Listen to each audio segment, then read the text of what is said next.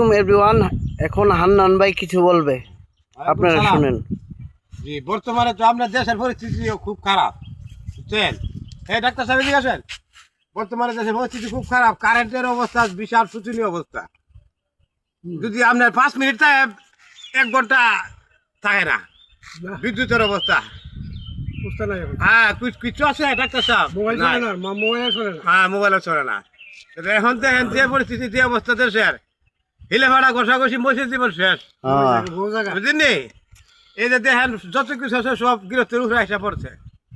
বর্তমানে আমরা আগে জমিতে ধান কাটতাম মাত্র 1500 টাকা কানি, এখন তেলের প্রতি লিটারে বাড়ছে না 5 টাকা, কানিতে বাড়ছে 1000।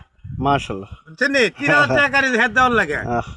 আমরা পাবলিকের জীবন শেষ। তাহলে তো কৃষকের তো কোনো লাভ হইতেছে না। কৃষকের কোনো লাভ নাই, 700 টাকা মন ধান বেচন লাগে আমরা, বুঝলেন? তো আপনি সরকারের উদ্দেশ্যে কোনো কিছু বলতে চান? সরকারের উদ্দেশ্যে বাংলাদেশ মাননীয় প্রধানমন্ত্রীর নিকট আমার একটাই কথা, আমরা বিদ্যুৎ পাই না, সারাদিন পরিশ্রম করে রাত্রিবেলা ঘুমাইতে পারি না, বিদ্যুৎ থাকে না, 1 নম্বর কথা।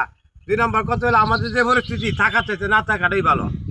এই অবস্থাতে যে এত পয়সা খরচ করে সংসার করলাম, করে 700 টাকা মন ধান বেচন লাগে, বুঝতে পারছি? জি জি জি।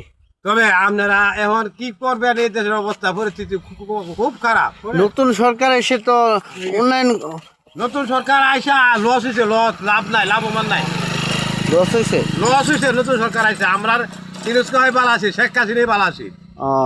ইনস্কা কি আপনার ঘরে চাইল দিয়ে দিত? আরে চাল দিত না দিল, কারেন্ট তো পাইতাম আমরা সবসময়। কারণ এখন ডিজেলের দাম বাইরে গেছে, কারণ শেখ হাসিনার এই জন্য আপনি কারেন্ট পাইতেছেন না। শেখ হাসিনার আমলে বালা ছিলাম আমরা, সর্বদিক দিয়ে বালা আসতাম, সর্বদিক দিয়ে ধানের দেশের দাম বালা আসিল, বিদ্যুৎ পাইছি, বুঝলি? বুঝের দান আর কি ভরে বুঝবো যে শেখ হাসিনা কোন জিনিস আসিল।